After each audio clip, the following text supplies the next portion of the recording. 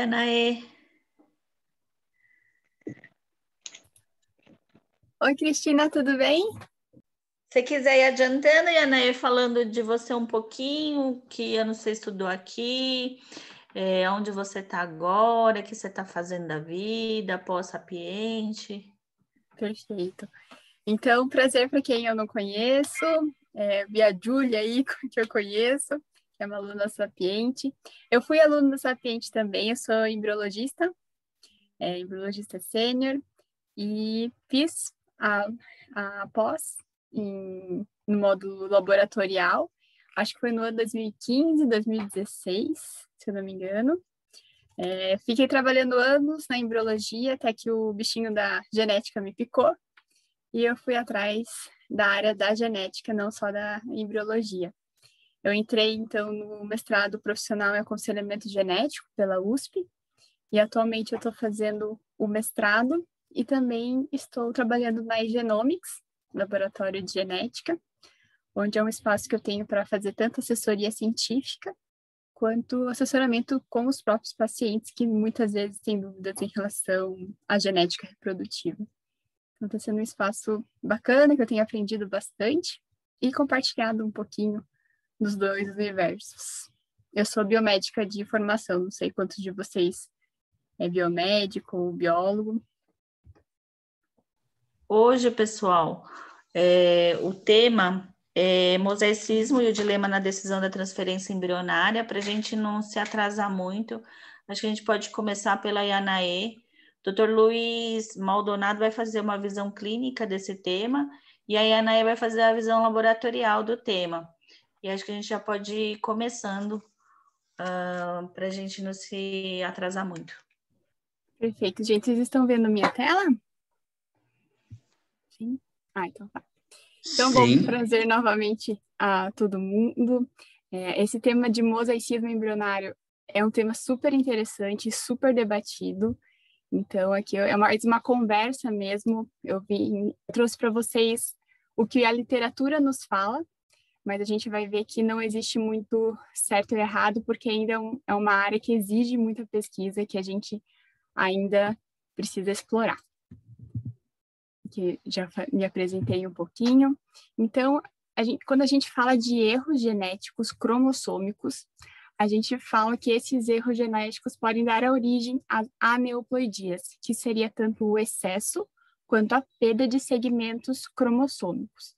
Então, esses erros podem ser tanto os meióticos, estão presentes nos gametas, ou erros mitóticos.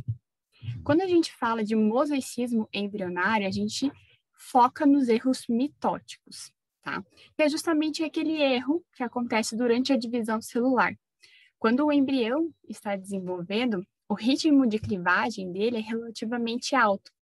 Então, ele pode acontecer esse erro desde ali na fase inicial de desenvolvimento, quando ele ainda tem blastômeros, então desde o estágio de blastômero com 2 células, até mesmo um estágio mais avançado de desenvolvimento no blastocisto. E quando esse erro acontece, ou seja, quando a gente tem caracterizadas 2 linhagens embrionárias distintas, linhagens eu digo conteúdo cromossômico, a gente diz que teríamos então um mosaicismo embrionário, ou seja, 2 linhagens cromossômicas diferentes no mesmo organismo que seria o embrião. E essa linhagem divergente tem diferentes características. Ela pode estar tanto no embrião como inteiro, tanto a massa celular interna, conforme a gente vê aqui, quanto no trofectoderma. Então, o erro, ou seja, as 2 linhagens estão presentes nos 2 tecidos. Ele pode estar apenas em um tecido, que seria a massa celular interna, ou só num tecido do trofectoderma, e também ou estar presente em um tecido exclusivamente e em outro. E esses seriam, então, algumas causas de falsos negativos, positivos, quando a gente fala de análise pré-implantacional, justamente porque a análise de PGTA a gente utiliza células do trofectoderma. Então, existem diferentes erros quando a gente fala de mosaicismo. A gente pode ter células que são euploide, tem um conjunto normal cromossomicamente, e já um conjunto de células com aneuploidia, trissomia ou monossomia. Podemos ter dois tipos de aneuploidia, tanto em um conjunto monossomia quanto no conjunto trissomia, conforme esse exemplo. O mix em relação à poliploidia e caótico. E o mosaicismo está presente também em relação à questão do aborto. E aqui foi um estudo que eu trouxe para vocês, que eu queria ressaltar, que o mosaicismo ele acontece tanto naturalmente quanto na fertilização in vitro. Então, a incidência é aproximadamente de 5%, tanto em gestações espontâneas quanto em reprodução humana assistida. Ou seja, é um evento biológico e que a gente é um evento limitante. Isso ocorre numa certa frequência quando a gente fala de embriões humanos. Então, esse foi um estudo do Capalbo, feito em 2016. Ele mostrou justamente essa questão de quando a gente biopsia o embrião com o trofectoderma, a gente possivelmente poderia pegar diferentes conteúdos. Então, uma porcentagem aqui, aproximadamente 5 ou 6%, sendo mosaico, e uma grande porcentagem aí, a gente podendo diagnosticar esse embrião realmente como euploide ou aneuploide. Então, diferente do... vai depender do conteúdo que é biopsiado nessas células, que vai, então, para o tubing, que, afinal de contas, a análise embrionária, a gente faz a partir dessas células, perfeito? Do trofectoderma, e não do embrião como um todo, já que a gente sabe que tem diferença entre massa celular interna e o trofectoderma. Então, existe um corte que se faz em relação à análise no NGS, no sequenciamento de nova geração, quando a gente detecta uma aneuploidia, como aqui, por exemplo, a gente teve uma trissomia, monossomia, por exemplo, que a gente detectaria aqui nesse gráfico com uma cópia, então aqui um gráfico de NGS, aqui os 24 cromossomos, 22 autossomos mais o par sexual, e aqui a gente teria então uma cópia a mais, em vez de 2, 3 do cromossomo 18, ou seja, realmente aneuploide, mais de 70%. Aqui já é um esquema que temos um mosaico, por quê? A porcentagem ficou próxima de 40%, ou seja, não foi acima de 70%, que seria considerado a aneuploidia. E já aqui, um gráfico de um cromossomo, de um embrião cromossomicamente normal. Então, eu falei um pouquinho para vocês sobre o threshold, que seria essa questão da quanto que seria, até quanto que eu considero euploide, até quanto que eu considero aneuploide. Gente, isso vai depender de qual laboratório e qual plataforma está sendo analisada. Então, tem algumas plataformas que utilizam, como a nossa, como abaixo de 30% de células aneuploides como euploide, de 30% a 70% a gente considera mosaico, e acima de 70%, aí sim caracterizado uma aneuploidia.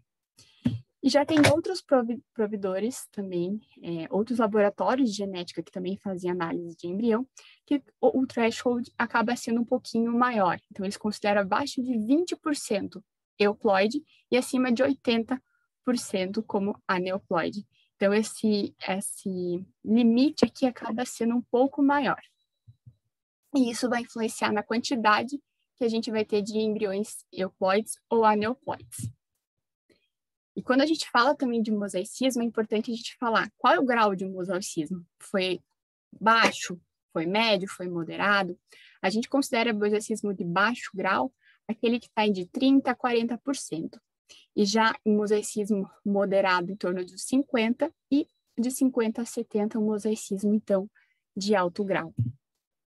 E acho que aqui que é a pergunta fundamental quando a gente fala de pacientes em fertilização in vitro, que volta e meia acaba tendo um embrião mosaico.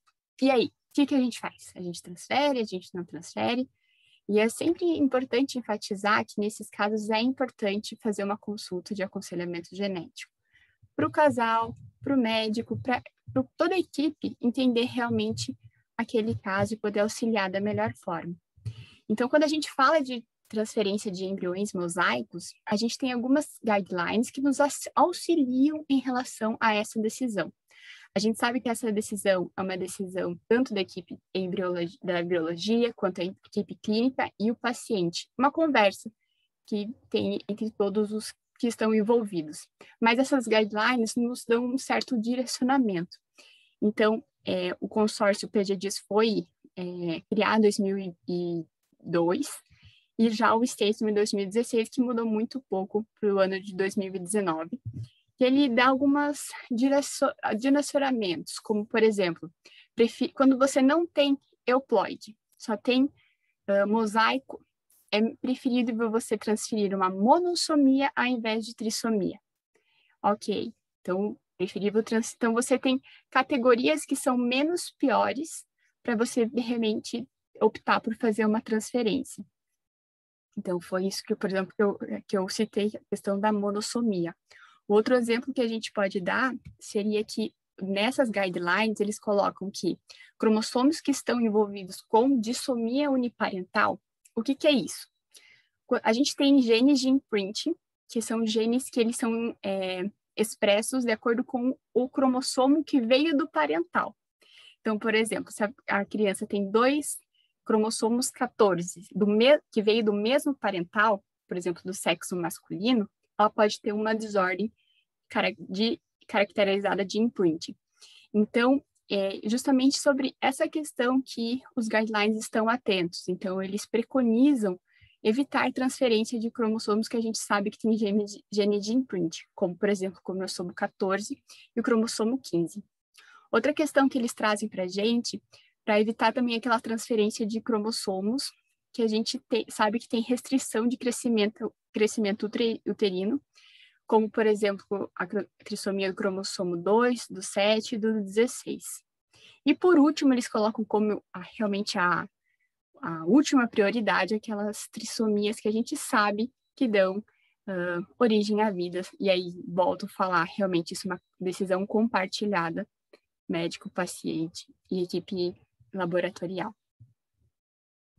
Então, aqui o statement de 2019 que eu trouxe para vocês, que é muito parecido com 2016, que ele relata, inclusive, sobre o nível de monossomia de mosaicismo, que foi encontrado nessa análise embrionária.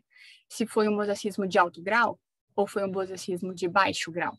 Então, é algo que a gente tem que se considerar quando a gente vai decidir fazer uma transferência de um embrião mosaico. Outra questão é justamente os cromossomos que estão envolvidos nesse mosaicismo. Eles têm alguma relação com a questão de imprint materno por dissomia uniparental ou algum cromossomo relacionado à restrição de crescimento intrauterino? Esse foi um paper da Grati, acho que alguns de vocês já conhecem, um paper bem famoso na área, que foi um paper que foi feito em 2018, com mais de 72 mil amostras de amostra vilocoriônica e de produtos de aborto. E ela fez um score naqueles que, então, que tivessem uma pontuação mais alta, seriam aquelas trissomias que você deveria não evitar de transferência. Então, ela fez tanto a relação quanto o mosaicismo estar presente no feto, o mosaicismo está relacionado com dissomia uniparental e o mosaicismo está relacionado a produtos de concepção, que seriam os abortos. Então, ela avaliou cada uma dessas categorias e foi fazendo o ranking em relação à transferência. Então, é um artigo bem interessante. Acho que vale também a leitura para a gente.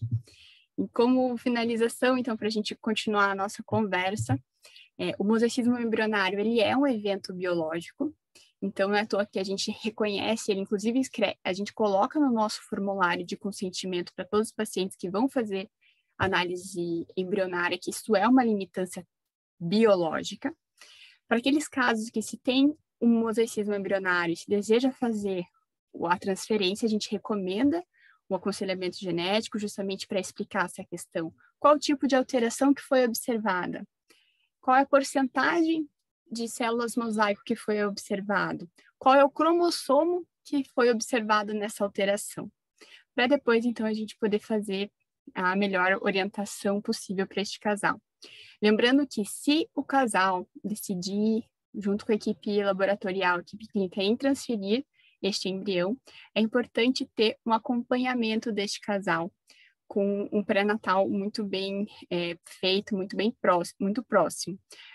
Nesse sentido, a gente evitaria fazer um exame de screening genético, que seria o NIPT, justamente porque o NIPT, que é aquele exame não invasivo, quando a gestante está a partir da 10ª semana, justamente porque no NIPT, o material genético das células que estão presentes no sangue materno são oriundas do tecido trofoblástico, então, que seria do trofectoderma.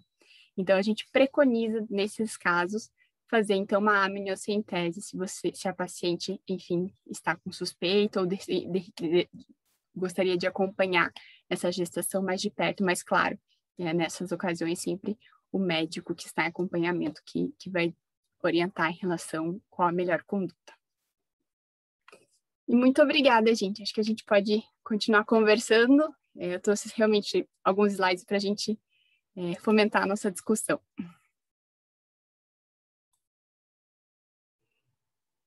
Obrigada, Yanaê, pela excelente apresentação. Dr. Luiz Guilherme, infelizmente, não vai conseguir entrar, ele teve um problema pessoal. E eu acho que a gente podia aproveitar a presença do Dr. Edson aqui para comentar um pouquinho a visão clínica sobre o dilema de transferir um mosaico ou não. Dr. Edson. Oi, boa tarde a todos, boa noite já, que já passou das 6. Obrigado, Cristina. Yanei, a tua apresentação foi super boa, foi super atual, você colocou os 2 guidelines da Sociedade do Diagnóstico Genético Pré-Implantacional, quer dizer, isso é importante. Você vê que esse é um assunto bastante polêmico. Esse primeiro guideline de 2016 já ajudou bastante a gente, mas eu acho que do de 2019 veio acertar alguns pontos. Então, a grande dúvida que a gente tem hoje é o seguinte: primeiro o diagnóstico de mosaicismo.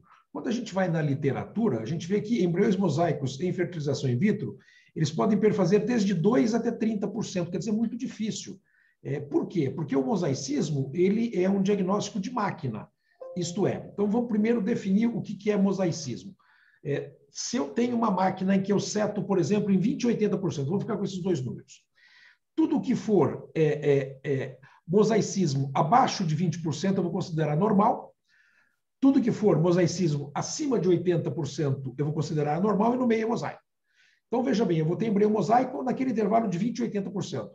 Mas muitos serviços não consideram assim. O serviço vai lá e seta a máquina em 30% e 70%. Então, você vê que já foi diferente. Quer dizer, tudo que for para baixo de 30% é normal, tudo que for para cima de 70% é anormal, e a quantidade de mosaico diminui e, consequentemente, aumenta o número de embriões normais. Então, esse é o primeiro ponto de discussão. Quer dizer, cada serviço tem uma maneira, cada laboratório tem uma maneira de avaliar. Outro ponto importante é que o mosaicismo também pode ser um problema de ruído, né, nessa análise deste embrião. A gente sabe que o cultivo embrionário, dependendo se esse cultivo é um pouco mais tem um pouco mais de estresse no laboratório, a gente sabe que o mosaicismo pode ocorrer. Isso é, as células podem ficar um pouco embananadas e o diagnóstico de mosaicismo pode aumentar. Então, esses problemas são os problemas importantes que isso não vai mudar. O grupo eu estou até com o trabalho aqui, o grupo da Espanha, do Carlos Simón, está para publicar um trabalho agora, saiu, eu não me lembro da revista, mas uma coisa muito importante que até questiona se deve dar ou não diagnóstico de mosaicismo. Porque eles fizeram o seguinte, os números foram mais ou menos assim, são mais ou menos 150 a 200 pacientes em 3 grupos, por transferência de embriões totalmente euploides, por transferência de embriões com mosaicismo baixo, entre 20% e 30%, e com transferência de embriões com mosaicismo alto, de 30% a 50%. E viu que é tudo igual. Isso é, taxa de implantação, taxa de nascimento, peso de bebê, tudo exatamente, cariótipo dos bebês, tudo exatamente igual. Então, por esse trabalho, é um número importante, por esse trabalho, tudo que for mosaicismo abaixo de 50%, não colocar. Então, a ideia deles é justamente mudar um pouco essa história de falar, puxa vida, eu vou dar como normal e anormal, não vou colocar mosaico nesse meio, porque isso confunde. Se confunde a gente, que a gente está aí olhando toda hora. Imagina o paciente, para você explicar para o paciente o que é embrião mosaico, realmente é muito complicado. Então, até existe essa ideia de se mudar um pouco essa história, de falar o embrião é normal quando ele tem 50% ou menos de mosaicismo, e ele é anormal quando tem 50% a mais. E muda realmente um pouco, porque a viabilidade de embriões normais vai ficar muito, muito maior. Uma coisa importante, já tem na literatura, de nascimentos de mais de 200 crianças, deve ter muito mais agora, de mais de 200 crianças nascidas de embriões mosaicos, que elas são absolutamente em ordem. Quer dizer, tem que lembrar que a gente faz a biópsia das células do trofectoderma, apesar de existir uma congruência muito boa entre células do trofectoderma e do maciço celular interno, isso é trofectoderma que vai dar a placenta e maciço celular interno que vai dar o embrião, isso não é 100%. Então, teoricamente, a gente está vendo mosaicismo de placenta. Então, é um assunto muito, muito, muito árduo da gente do lado de cada cadeira falando com o paciente, e eu realmente, puxa vida, esse trabalho, essa proposta do grupo da Espanha, eu acho que é uma proposta muito válida. Eu acho que tem que se colocar realmente, ou ele está normal ou está anormal, e tirar o mosaicismo desta história. Muito importante o que a Yanaê falou, realmente os mosaicismos dos cromossomos que potencialmente são compatíveis com a vida, XY13, 18 e 21, eles são importantes. Pensar no cromossomo 2, que é o maior cromossomo que se tem, né, do cariótipo, que pode dar retardo de crescimento. Mas, por exemplo, como eu tenho agido na clínica, eu tenho guardado esses embriões mosaicos, principalmente os mosaicos baixos. Uma outra coisa que parece ser importante, aí é dados de literatura, não é a minha experiência, porque uma coisa que acontece com a gente aqui, né, é que a gente tem muito poucos embriões mosaicos. Quer dizer, os laboratórios do Brasil, que são muito bons, hein? São muito bons. Eles nos dão pouco diagnóstico de embrião mosaico quando a gente compara com a literatura. E talvez seja por esse set de máquina mesmo. E isso vai muito bem. Mas o que eu tenho feito? Mosaicismos, embriões mosaicos com 50% ou menos, essa é uma coisa que já estava mais ou menos na minha cabeça, eu tenho guardado esses embriões. Lógico que a preferência é a transferência de embrião euploide. Mas guarde esse embrião, que você tem que discutir com o casal, que ele é um embrião viável. Quer dizer, cada vez mais a gente sabe que essas crianças elas são normais. Então, isso está clareando um pouco, porque isso é muito complexo aqui do nosso lado clínico para avaliar esta história. Parece também, e eu não sei se eu perdi, mas você falou isso, é muito mais importante o grau do mosaicismo do que o número de embriões envolvidos. Isso é importante. Você tem um mosaicismo de 20% de 3 embriões, esse embrião tem mais probabilidade de implantar do que o mosaicismo de 60% de um único embrião. Então, essas balanças a gente vai aprendendo um pouquinho, mas o recado clínico hoje é o seguinte: vamos guardar esses embriões mosaicos, principalmente os mosaicos baixos, e vamos discutir com esses casais, sim. Você falou muito importante fazer o NIPT test, né, o diagnóstico pré-concepcional, o que ele é muito bom. Eu acho que isso é uma segurança para nós, tanto e aí todo mundo, e Cristina, no nosso termo de consentimento aqui no Fertility, a gente já pede para que o paciente, independentemente de fazer o diagnóstico genético pré-implantacional ou não, que ele já se comprometa a fazer um diagnóstico pré-concepcional para assegurar aquele resultado que a gente deu. Com o NGS, a gente tem tido praticamente nenhum problema, mas, por exemplo, quando a gente fazia FISH, eu fiz FISH muito tempo, a gente fazia biópsia em embrião no dia mais 3 e fazia FISH dando só os 5 cromossomos, né? O XY18, 13, 21, nós já tivemos 2 erros de sexo. Aconteceu. O que vai fazer? Aconteceu, mas com o NGS a gente não teve nenhum problema desse tipo. Então, o NGS é uma técnica segura sim, é uma técnica em que ela é cara, sem dúvida nenhuma, custa, sei lá, entre 2 e 3 mil reais por embrião para fazer. Veja bem como isso... Hoje eu falei com uma paciente, no diagnóstico genético pré-implantacional, biopsiamos 4 embriões. Então, ela tratou metade do tratamento que ela fez, ela gastou metade do tratamento com a biópsia embrionária só. Veja bem como isso é um problema. Então, é caro. Acho que eu sei que eu falo muito, já estou terminando, Cris, mas eu acho que é importante a gente falar também do diagnóstico genético do meio do fluido, do meio de cultivo. Que é o NICS, não sei se você falou isso, Yaine, mas o importante é o seguinte: as duas técnicas elas não são comparáveis. Então, a gente tem lá, que a gente tira 4 ou 5 células do embrião de 120 células, que é o diagnóstico genético pré-implantacional clássico, E tem a gente utilizar o meio de cultivo de um embrião do 5º ou 6º dia, principalmente melhor do embrião do 6º dia, já começa um pouquinho de viés, e que a gente também vai dar um diagnóstico. Mas esse diagnóstico não é para dizer se o embrião está euploide ou não. Quando se faz o diagnóstico de meio de cultivo, a gente fala assim, esse embrião tem 80% de chance de ser normal, tem 70%, tem 50%. Então, são técnicas diferentes, são abordagens diferentes. O diagnóstico genético pelo meio de cultivo é muito mais um novo método de seleção preciso de seleção do embrião do que diagnosticar as aneuploidias.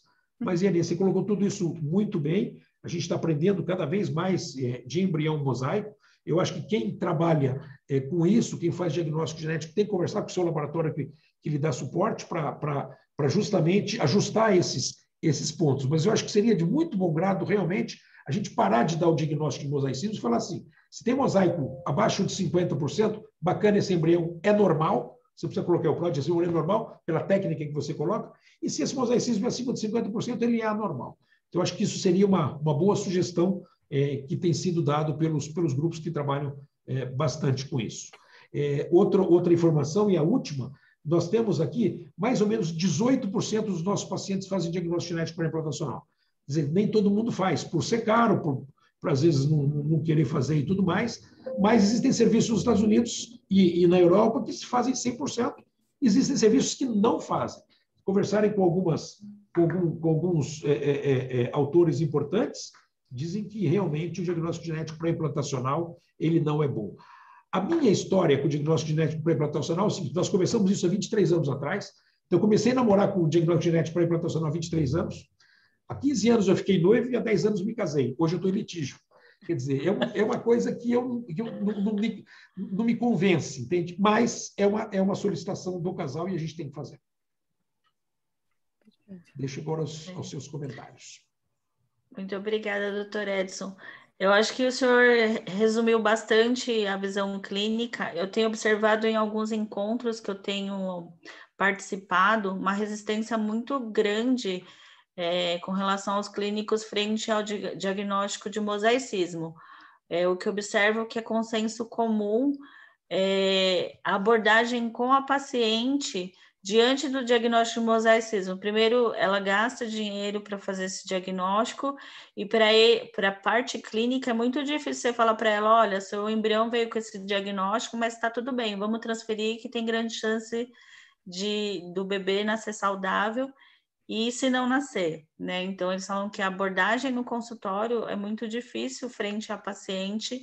E aí eu vejo que esse movimento realmente vem crescendo na defesa de não aparecer esse resultado no laudo diante dessas porcentagens baixas, né? Pelo menos um mosaicismo ali baixo ou intermediário, né? Como o doutor Edson colocou, esse foi um paper que está saindo agora, 2021, do Capallo e do Carlos Simon. É um paper super interessante. Eles fizeram duplo cego, ou seja, eles transferiram a cega tanto o euploide quanto os mosaicos. E o resultado foi, assim, foi realmente para a gente discutir que a taxa de implantação foi muito parecida, sem diferença estatística, sem diferença em relação à taxa de aborto. Até fizeram uma análise num produto de aborto que teve mosaico, mas não estava relacionado ao que tinha sido diagnosticado. Então, realmente, esse trabalho veio para a gente discutir sobre isso. Como o doutor falou, o mosaico, sim, tem a questão biológica, mas também tem a questão da análise técnica. A questão do ruído, são muitas questões que estão envolvidas. Mas, com certeza... Outra coisa, Yanae, que eu acho que a análise genética do meio de cultivo trouxe uma questão que eu sempre fiquei de olho na biópsia embrionária do trofoderma, que dentro do laboratório a gente não faz o mesmo cuidado que a gente tem para colher o meio de cultivo, com relação à paramentação, uso de óculos, a roupa privativa de manga comprida, a luva, as pipetas específica para essa coleta do meio de cultivo. Me parece que a técnica de coleta no laboratório ela teve muito mais recomendação do que a biópsia de trofoctoderma. Eu acho que tinha que ser para os dois, talvez diminuiria esses ruídos, esses viés que a gente teria nos diagnósticos de biópsia do trofoctoderma. Você acha que que poderia influenciar de alguma forma ou não?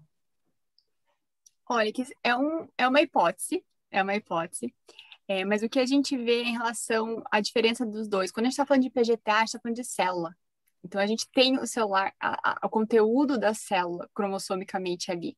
Diferente quando a gente está falando de um embracer, de um NIPGTA, que é do meio de cultivo, que a gente tem são material genético proveniente das células que estavam em apoptose que saíram no meio de cultivo.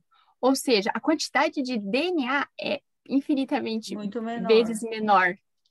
Exato. Tanto que no nosso segundo paper que a gente publicou, acho que foi 2019 por aí, a gente avaliou justamente a questão da técnica de amplificação desse DNA. Porque uma coisa é a gente fazer um PGTA que a gente já tem um DNA proveniente da célula ali. Diferente quando a gente está falando de um NIPGTA, de um DNA livre circulante. Então, mas de qualquer forma, a sua sugestão é uma boa sugestão. Eu acho que realmente esses cuidados, controle de qualidade, né? Só tem tanto quem faz de PGTA quanto do NIPGTA tem que ter. Mas no NIPGTA ainda mais, como a gente sabe que é uma baixa pressão de DNA ali no meio de cultivo. Nós estamos agora, Cristina, fazendo esses dados estão sendo coletados, de tentar fazer associação, já tem um pouquinho da literatura, da movimentação morfocinética desse embrião com a sua relação com a normalidade genética pelo PGTA tradicional.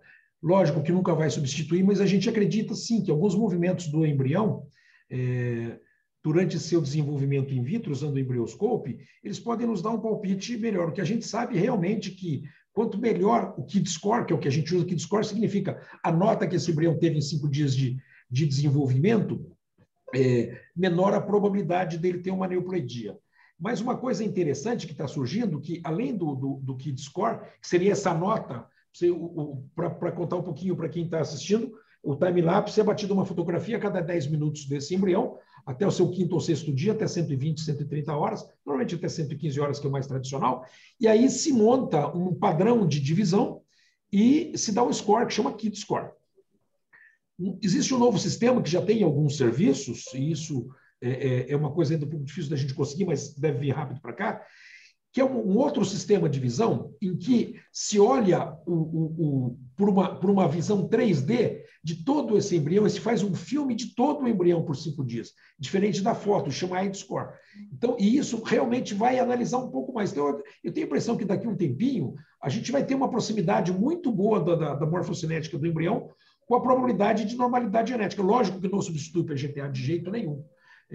Mas qual que é a minha visão pessoal? Eu acho que realmente que a mulher jovem, eu falo de 37 anos para baixo, fazer diagnóstico genético pré-implantacional é jogar embrião fora. Existem cálculos matemáticos para isso é uma discussão eterna, existem cálculos matemáticos para isso, que realmente não só o mosaicismo, mas com a autocorreção, que é uma coisa que também é discutível, mas a gente perde embrião seguramente. Isso eu não tenho dúvidas. Então, quando eu vou orientar o casal, a minha orientação é sempre para não fazer. É sempre para não fazer. Lógico, tem casal que vem com abordamento de repetição, se vem com uma falha de implantação, o casal já vem pronto. Quer dizer, o casal, né, Iane, já chega na nossa frente e fala, não, eu quero fazer. Mas realmente é um teste difícil dele ser aplicado. Então, eu sempre acho que outros testes, a morfocinética é um deles, mas outros testes não vão substituir, mas vão deixar a gente bem mais confortável. O grande ponto, quer dizer, que a gente tem diferente de outros países, é que a interrupção da gestação no Brasil é crime, né? É crime de aborto.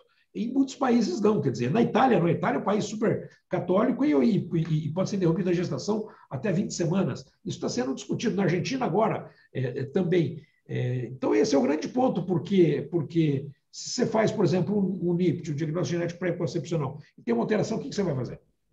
Então, é uma coisa difícil. Por isso que existe esse conceito muito bom do PGTA, mas na cabeça do paciente é o seguinte, eu sempre chamo de cliente, né, Fernanda? A Fernanda está aí. Na cabeça do paciente é o seguinte, já que eu vou fazer uma fertilização, por que não fazer a biópsia? Mas não é a mesma coisa. E isso toma muito tempo da gente explicando que são coisas completamente diferentes. E é difícil para a gente explicar para o paciente. Então, o diagnóstico genético pré-implantacional é árduo para nós que estamos fazendo clínica. Fê, quer acrescentar alguma coisa?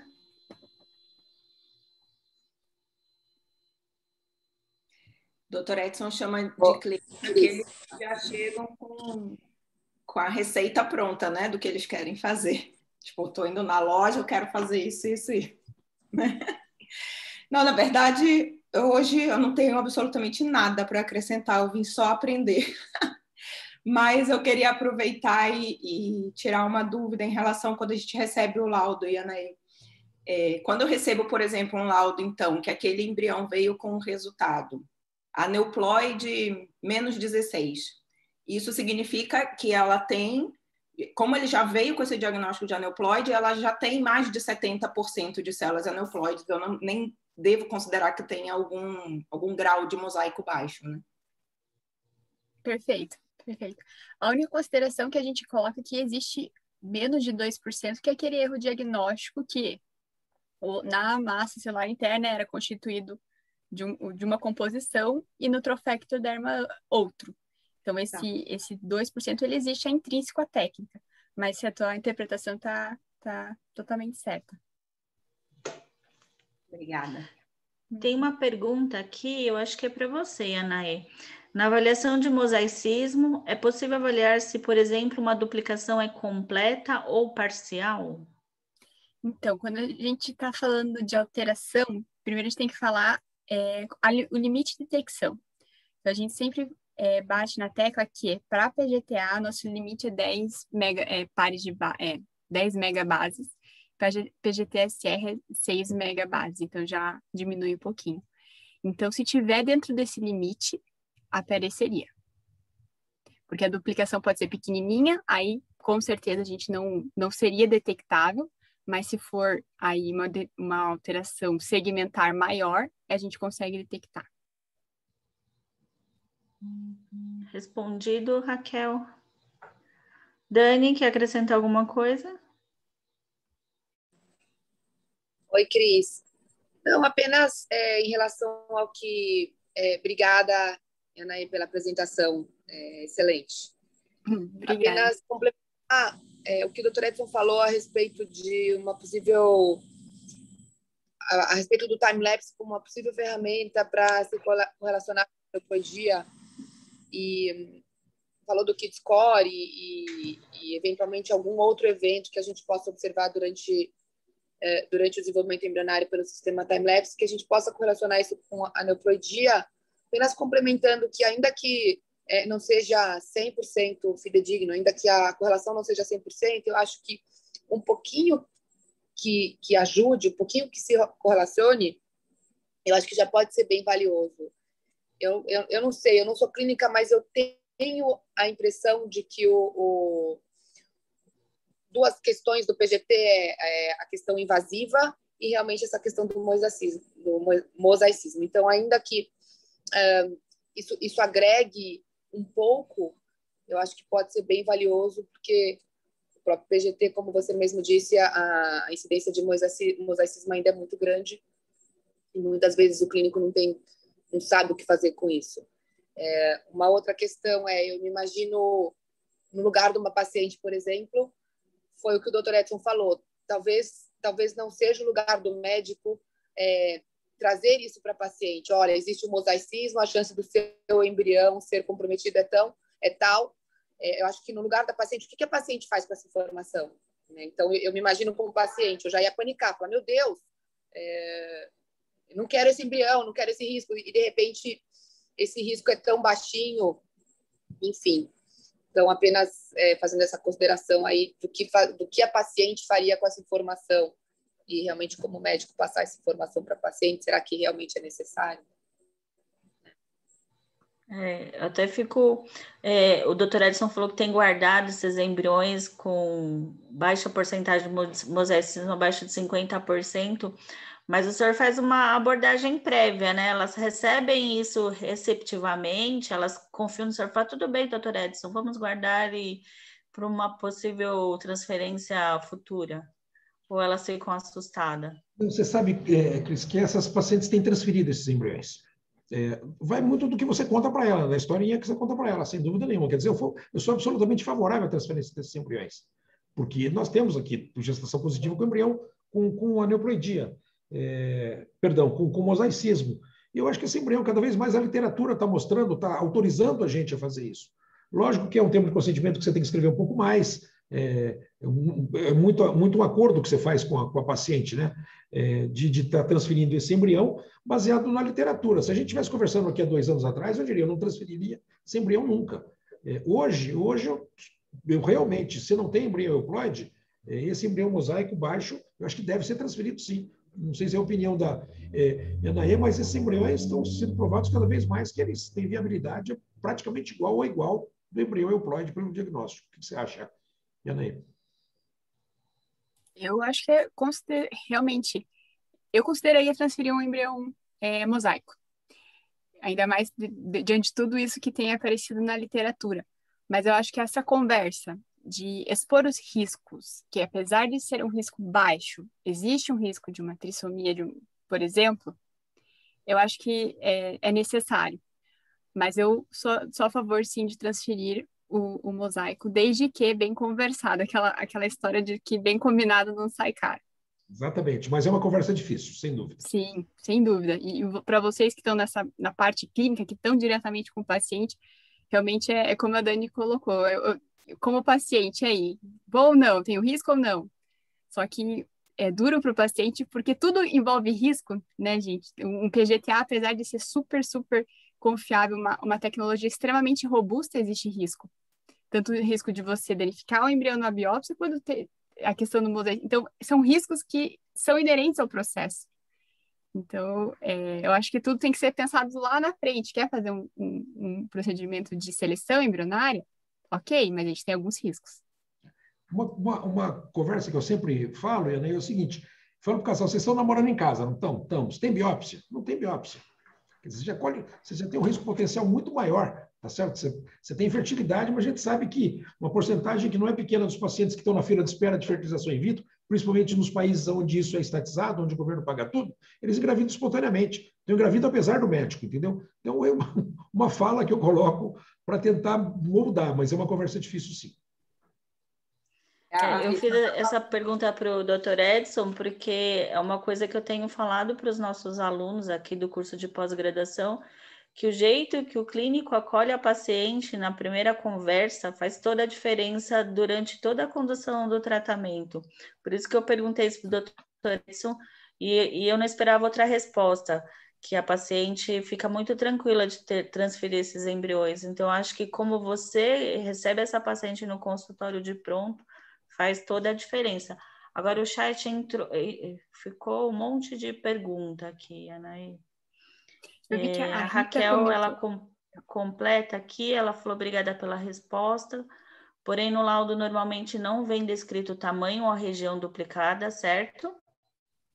Porque quando vem descrito, por exemplo, duplo do cromossomo 1, eu entendo como uma duplicação do cromossomo todo. Nesse caso, faria toda a diferença para um aconselhamento genético saber se duplicação ou parcial ou completa. Normalmente nos laudos, principalmente dos que eu tenho pego, realmente é mais um, né? Ou seja, não é nem duplicação do 1, a gente está falando de trissomia do cromossomo 1. Diferente do que a gente está... que tem a questão das parciais, que aí a gente pode até entrar, mas é ainda mais complicado. A gente está falando de cromossomo inteiro, de mosaicismo cromossomo inteiro. Agora, se a gente for falar de parcial, daí, nossa, a gente acha que fica até amanhã, porque é ainda mais... Os mosaicismos segmentares, é outra história aqui. É outra história, exatamente. É mais complicado ainda. Mais complicado. Tem alguns autores que sugerem rebiópsia, enfim, para estratificação de risco, mas é outra questão. Então, eu acredito que quando vocês viram a questão de um mais um, seria do cromossomo inteiro. E a Stephanie pergunta... Ai, desculpa, Ana, pode continuar. Não, pode continuar, Cris. Vocês acham que o embrião com mosaicismo que passou pelo exame tem menores chances de se reequilibrar do que um com mosaicismo que é implantado direto? Eu acho que de autocorreção... Eu não sei responder. Isso é com você. Eu não entendi muito a pergunta. Se do caso a biópsia seria pior para o desenvolvimento. Você quer fazer a pergunta pessoalmente, Stephanie? Oi, estão me ouvindo? Sim. A minha pergunta é se vocês acreditam que após passar pelo diagnóstico, isso, talvez o embrião, se não tivesse passado por esse processo, ele conseguiria se reequilibrar e formar um embrião saudável, mas por ter passado por esse processo que é um pouquinho invasivo para o embrião, pode prejudicar até mesmo ele se desenvolver normalmente, porque eu tenho lido artigos que a maioria acredita que o embrião ele tem potencial para se desenvolver normalmente depois, né? A minha pergunta é se o PGT pode prejudicar com que ele se desenvolva normalmente, mesmo que ele tenha sido diagnosticado com mosaicismo. Autocorreção, você diz, Stephanie? Isso. Eu acredito que não prejudica. Não prejudica, tanto que a gente vê nascido vivo embrião que era mosaico. E muitos desses casos a gente tem a opção, a questão do que o doutor Edson colocou, de ser um resultado em relação à técnica do ruído, quanto de ter tido a alteração, só que não é que eu acredito não que aquela alteração foi corrigida, o erro genético se desfez. Pelo contrário, teve mais células que eram euploides normais, elas multiplicaram mais que ela tinha alteração. Então, acabou sendo excluída do embrião, enfim. Então, tem questão também do mosaicismo placentário, que estava ali no tecido da placenta, nada a ver com o feto. Ponto também, qual que é a tua opinião, Cris? Doutor Edson, não sei. Não, sem dúvida. Indo para o outro lado, nós temos que entender também, Stephanie, que a biópsia embrionária, por mais experiência que a gente tem, aquele feitiço tem bastante experiência, que faz há muitos anos, ela não é isenta de problemas para esse embrião. Às vezes, as células se cruzam um pouco mais, às vezes se puxa mais célula, o embrião fica mais aberto para o congelamento, quer dizer, tudo isso é um viés, é mais uma manipulação, entendeu? Então, não é que vai fazer a biópsia e você dá garantia que esse embrião não vai ser prejudicado. Ele pode ser, é mais um viés, quer dizer, é mais uma coisa. Então, às vezes, a gente vê embrião que a gente biopsia, que ele estava super bonito, e descongelou, ele realmente ficou muito ruim. Seguramente, alguma coisa na biópsia que a gente fez a mais. Abriu um buraco maior, tirou mais células, sei lá. Relativo à técnica mesmo. É uma coisa que realmente tem que ser pensado. Esse é o primeiro ponto. O segundo ponto é o número de embriões. Isso quer dizer, o que seria adequado para nós clínicos? Que a gente tivesse aí pelo menos uns 4 ou 5 embriões para serem biopsiados. Para você ter 4 ou 5 embriões, pensar que a indicação do PGTA são para mulheres com idade ou acima de 37 ou acima de 40 anos, essas mulheres vão ter poucos embriões. Então, para juntar bastante embrião, para você... Tem esses cálculos aí, tem uma tabela bastante interessante de quanto você precisaria de embriões, já é uma outra coisa complicada. Então, o tratamento vai se estendendo muito. Eu não estou falando aqui contra o PGTA de jeito nenhum, mas são esses problemas potenciais que têm que ser discutidos com o casal. Muitas vezes, clinicamente falando, você discute com o casal fala, é melhor não fazer mesmo. Vamos tocar assim, vamos embora e tudo mais. Porque, às vezes, quer dizer, qual é o conceito que eu tenho em relação à transferência? Aí vai uma outra história. Eu acho que nem todo caso ele deve ser deixado em blastocisto na incubadora. Eu acho que você tem pouco embrião, e esse embrião já está selecionado, põe para dentro do útero em dia 3. Quer dizer, existem discussões muito interessantes na taxa cumulativa de gestação, comparando o dia 3 e dia 5, e muitos trabalhos mostram que a taxa cumulativa de gestação com transferência de dia 3 é maior. Quer dizer, a melhor incubadora é o útero, realmente, da mulher. E se você tem um caso que você tem poucos embriões, esse embrião não está com muito bom desenvolvimento, por melhor que seja o meu laboratório, o útero vai ser melhor. Então, esse é o conceito que eu tenho. Se esse embrião está selecionado, eu ponho para dentro, eu não espero para dia 5. Quer dizer, eu não acho que o dia 5 é o método de seleção perfeito. Eu acho que tem embrião que não vai bem no laboratório e pode bem dentro do útero. Quer dizer, isso é discutível, sem dúvida nenhuma. Quer dizer, você pauta para outra conversa, que eu acho que é um outro viés do diagnóstico genético pré-implantacional. Você tem que esse embrião blastocisto, esse embrião tem que ter a ponta. Às vezes você tem um blastocisto que está iniciando a cavitação, que você põe para dentro, seria ótimo, e ele não vai conseguir ser biopsiado, porque ele não vai conseguir tirar a célula. Então, esses pontos todos a gente tem que pensar antes de uma indicação, estou falando clinicamente da abordagem clínica. Então, realmente é um tema bastante difícil, de bastante discussão. Qualquer evento que a gente vai ter PGTA sim ou não, é um ponto. E outro ponto que eu gostaria de abordar, é a tua opinião, Yanaí, que é o seguinte, a gente acaba fazendo muito o diagnóstico genético pré-implantacional para doenças monogênicas, no PGTM. Isso cada vez mais a gente faz, tem mais de 100 doenças aí que a gente consegue fazer, às vezes aquelas que a gente nunca ouviu falar, e dá para fazer isso. E sempre existe aquela vontade, já que eu estou fazendo um diagnóstico molecular de uma doença, por que não fazer o PGTA, análise das aneuploidias. Também é uma coisa complicada. Porque às vezes você tem um embrião lindo, que é um embrião, ou no HLA, você tem um embrião lindo que é compatível, ou que é um embrião que está livre de doença, você faz o diagnóstico para implantacional e ele está anormal. Puxa vida, dá dó de jogar esse embrião. Então é outro ponto para discutir. Quer dizer, fazer as duas coisas, dá para fazer na mesma biópsia, é fantástico, isso dá, isso é rotina, isso é regra. Você pode, na mesma célula, fazer o PGTA e o PGTM, só demora um pouquinho mais de tempo, né, Anaí? Mas é uma outra coisa complicada. Puxa vida, o casal tem uma doença monogênica, é trabalhoso para fazer a sonda. Precisa de muito embrião, porque às vezes a doença é muito incidente, quer dizer, vai dar muito embrião afetado. E você faz um PGTA e está anormal. É um problema, é uma coisa que tem que ser discutida também. Sim. Até parabenizo o Dr. Edson e o grupo. Eu vi que saiu um trabalho agora de vocês, do forninho, de reportar a questão dos PGTMs de vocês. Então, primeiro, parabéns. Estava hoje mesmo vendo o trabalho de vocês. Realmente é interessante, doutor, porque como você colocou, a gente precisa de um N grande. Então, quando a gente está falando de uma doença monogênica, autossômica dominante, ou seja, 50%.